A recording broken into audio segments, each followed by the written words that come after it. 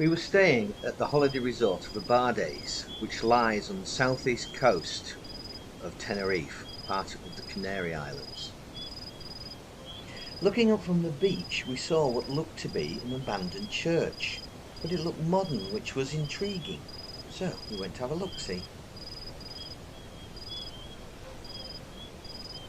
When we climbed up, we were shocked to find not just the church, but a whole abandoned town, which was very creepy. The buildings were spaced out, and at first we thought, maybe it's a military or a holiday camp. But then we thought, why would it have such an imposing church at the top of the main street?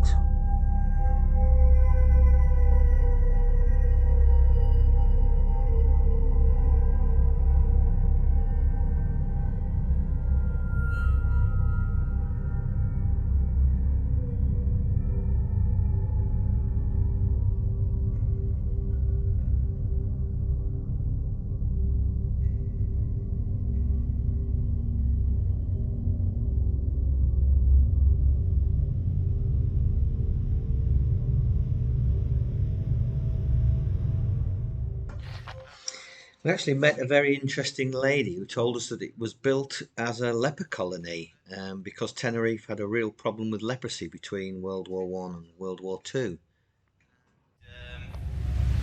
It was never used, it was half built but then abandoned, and clearly there's been people living in here.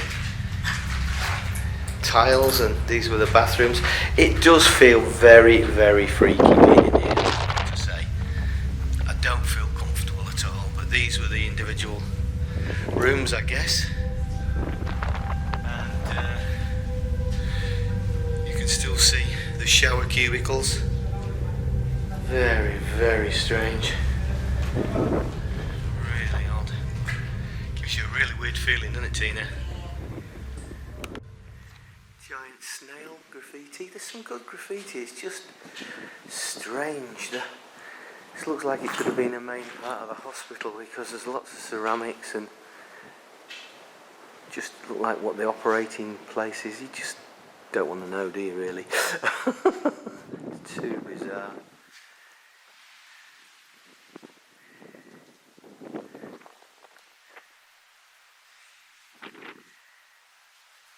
Come on, Tina, this way.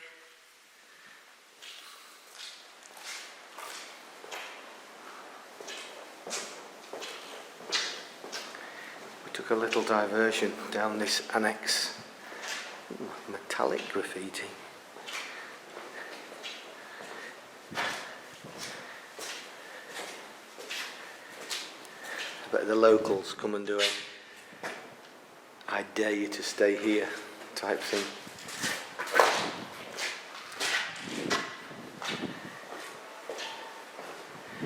This looks like it was a main hallway.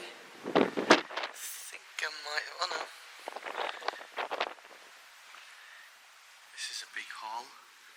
Ooh, look at the beams.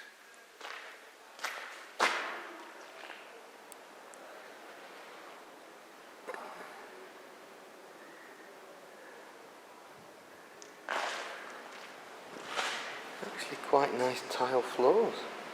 Got patterns in them. Ooh, I quite like that. An eye. A nose. And another eye. I think someone's knocked the rest of that one down, sadly.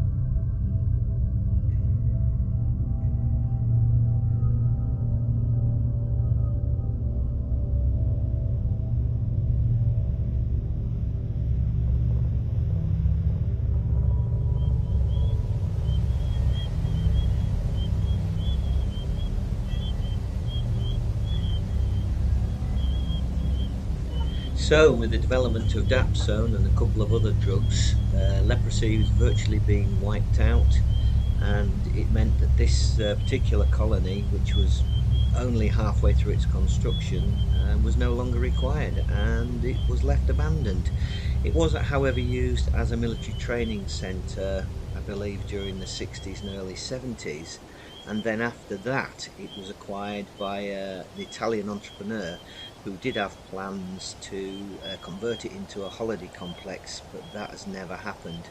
And despite all the signs around the place saying no entry and private property, it seems like it's pretty much a free-for-all for locals and visitors to wander around. And as I say, it is very, very creepy.